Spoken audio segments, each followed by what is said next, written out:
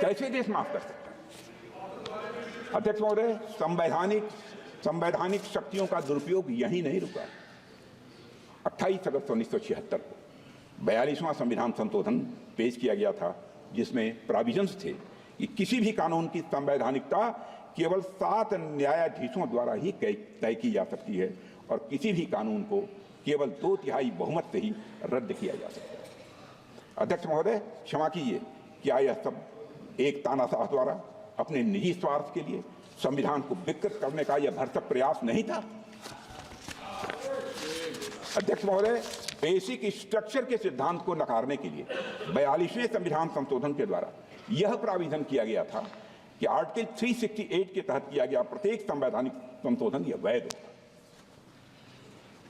जैसा कि आप जानते हैं कि आर्टिकल 368 के माध्यम से संविधान में संशोधन की व्यवस्था की गई है और संविधान में लोकसभा का कार्यकाल भी बढ़ाकर 6 साल कर दिया गया। अध्यक्ष महोदय, क्या यह पूरे संविधान को एक तानाशाह के उद्देश्यों की पूर्ति का एक माध्यम मात्र बनाने का यह षड्यंत्र नहीं था? क्या यह सब जनता को फिर से प्रजा बनाने की यह साजिश नहीं थी? अध्यक्ष महोदय, आज उसी पार्टी के लोग संविधान का इस्तेमाल दुष्प्रचार के लिए कर रहे हैं।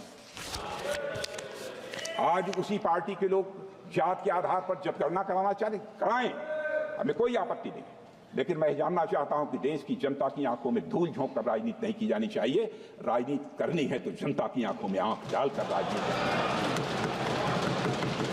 आपको एक ब्लूप्रिंट लेकर आना चाहिए, एक मसौदा लेकर आना चाहिए, ऐसा मसौदा जिसमें कि यह पूरी तरह से स्पष्ट हो, जो जातिगत जनगणना कराएंगे किस जाति को आरक्षण का कितना प्रतिशत देंगे, इसका भी खुलासा होना चाहिए। और मैं चाहूंगा कि ऐसा मसौदा तैयार होता है, अध्यक्ष महोदय, यदि यह संसद सहमत हो, यदि आपकी अनुमति हो, तो उस पर संसद में चर्चा भी हो सकती है। अध्यक्ष महोदय, देश को गर्व है कि हमारा संविधान आपातकाल और भ्रष्ट सरकारों के सामने भी मजबूती से खड़ा रहा है। अध्यक्ष महोदय, हमारे संविधान में समय के साथ कई संशोधन हुए हैं, लेकिन संविधान की मूल भावना आज भी बनी हुई है, ये हमेशा बनी रहेगी। और अध्यक्ष महोदय, कांग्रेस चाहे जितनी भी कोशिश कर ले, लेकिन हम कभी भी संविधान के मूल चरित्र को बदलने नहीं देंगे।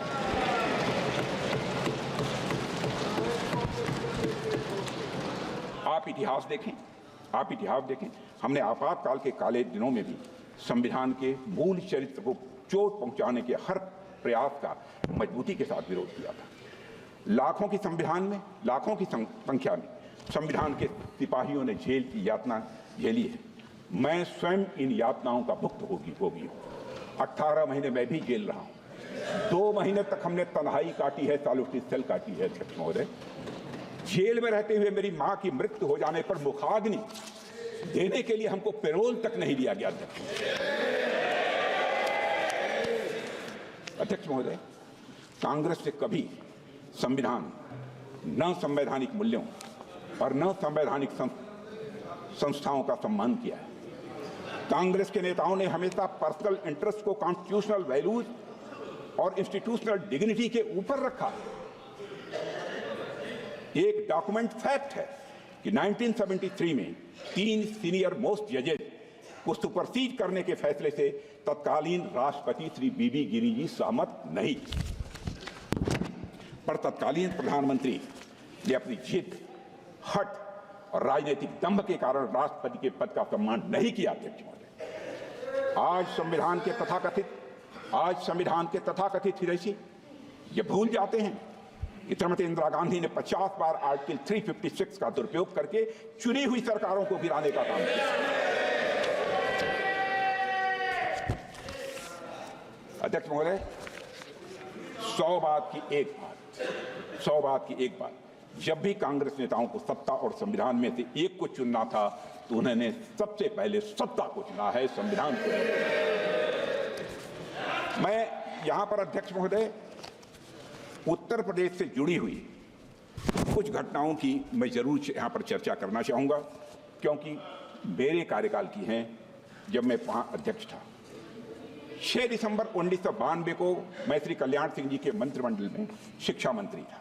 दोपहर 11:30 बजे अयोध्या में एक विवादित ढांचा के गुंबद में आंशिक क्षति पहुंचने की जानकारी मिली।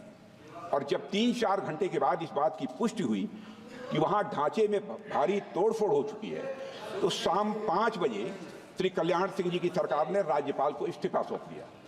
अध्यक्ष महोदय, आपका विशेष रूप से ध्यान आकर्षित करना चाहता हूं, इस्तीफा दे दिया कल्याण सिंह ने, परंतु सभापति महोदय, आश्चर्य की बात है कि पूर्ण बहुमत की सरकार का इस्तीफा स्वीकार नहीं किया गया और कुछ घंटे के बाद बर्खास्तगी का आदेश कर दिया गया। यह संवैधानिक व्यवस्था के दुरुपयोग का पहला उदाहरण मैंने अपने राजनीतिक जीवन में देखा है। सभापति महोदय, मैं तो सिर्फ अपने द्वारा अनुभव किए गए कुछ प्रयोग बताना चाहता हूं। 22 अक्टूबर 1997 को मैं भारतीय जनता पार्टी उत्तर प्रदेश का अध्यक्ष था। श्री कल्याण सिंह जी हमारी गठबंधन सरकार के मुख्यमंत्री थे। हमने अपना बहुमत सदन के पटल पर साबित कर दिया था। विधानसभा अध्यक्ष स्वर्गीय श्री केसरीनाथ त्रिपाठी जी ने सरकार के बहुमत सिद्ध होने का निर्णय भी सुना दिया था, किंतु फिर भी विपक्षी दल एक झुंड बनाकर, जिसमें हमारे कांग्रेस के मित्र थे, उत्तर प्रदेश के राज्यपाल के पास गए और राज्यपाल ने यह कह दिया, उन्हें लगता है कि सरकार के पास बहुमत नहीं है। अध्यक्ष महोदय, जबकि हम बहुमत सिद्ध कर चुके, अर्थात विधानसभा में बहुमत सिद्ध करने के बाद भी किसी सरकार को बर्खास्त कर दिया गया और रात में ही कैबिनेट ने बर्खास्तगी का निर्णय लेकर अनुमोदन के लिए राष्ट्रपति को भेज दिया। सभापति महोदय, मुझे याद है कि उस समय मेरे साथ रात्रि में 12 बजे वहां चल के हम सभी विधायक अगले दिन राष्ट्रपति भवन के बाहर देश के मीडिया के सामने 240 विधायकों की संख्या के साथ हम वहां पर मौजूद थे। उस समय उत्तर प्रदेश की विधानसभा 425 की होती थी। मैं आभार व्यक्त करना चाहूंगा देश के तत्कालीन राष्ट्रपति और दलित समाज से आने वाले देश के पहले राष्ट्रपति श्री के.आर. नारायणन का, जिन्होंने इस अन्याय को देखते हुए अपने संवैधानिक अधिकार का प्रयोग करते हुए उस समय कांग्रेस सरकार की कैबिनेट की संस्कृति को पुनर्विचार के लिए लौटा दिया। समाचार पत्रों ने उस समय जो शीर्षक दिया था, राष्ट्रपति महोदय के फैसले के बाद जो शीर्षक दिया था समाचार पत्रों ने अपनी खबरों का, president steps in to save democracy, president steps in to save democracy. राष्ट्रपति महोदय, मैं दूसरा उदाहरण देना चाहूंगा और यह भी मेरा स्वयं का अनुभव किया हुआ है। 22 फरवरी 1998 देश में लोकसभा के चुनाव चल रहे थे।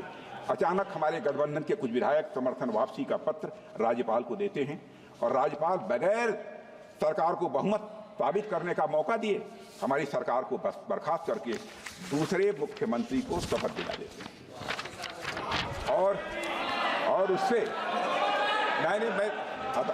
और उससे अब क्या करें, क्या वो एक डिसिप्लिन सोल्जर है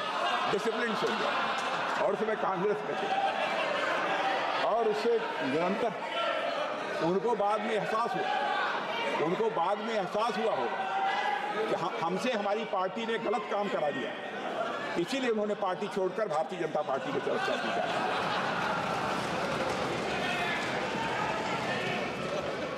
तब अध्यक्ष महोदय, और उससे तुरंत बहुमत साबित करने के लिए भी नहीं कहते। तब इलाहाबाद हाईकोर्ट ने, अध्यक्ष महोदय आपका ध्यान आकर्षित करना, तब इलाहाबाद हाईकोर्ट ने भारत के संवैधानिक इतिहास का एक अभूतपूर्व निर्णय दिया कि 24 घंटे में शक्ति परीक्षण होगा और सदन में 2 मुख्यमंत्री रहेंगे। आपने ऐसा कभी सुना नहीं होगा और जो बहुमत पाएगा वही मुख्यमंत्री माना जाएगा। सभापति महोदय, ये दोनों घटनाएं भारत के संवैधानिक इतिहास की यात्रा में एक काला अध्याय जरूर हैं, परंतु संविधान कैसे लोकतंत्र को बचा सकता है उस दृष्टि से ये अंधेरे में प्रकाश स्तंभ की तरह हम सबसे बड़े दल के रूप में उभरे। हम और जदयू चुनाव पूर्व सबसे बड़े गठबंधन थे। इसके बावजूद हमारे पास बहुमत था, परंतु हमें सरकार बनाने नहीं दी जा रही थी। जब मामला सर्वोच्च न्यायालय में गया तो पहली बार झारखंड के तत्कालीन राज्यपाल और तत्कालीन केंद्र सरकार पर तल्ख टिप्पणी करते हुए सर्वोच्च न्यायालय ने फ्रॉड ऑन कॉन्स्टिट्यूशन जैसी बात कही थी। यह झारखंड की घटना है जिसका मैं यहाँ पर उल्लेख करना चाहता हूँ, उसके विस्तार में मैं अध्यक्ष महोदय नहीं गया। अध्यक्ष महोदय, मैं भारत के संसदीय और संवैधानिक इतिहास में यदि मील के पत्थर गिनाना चाहूँ तो 1995 में जब जनेवा में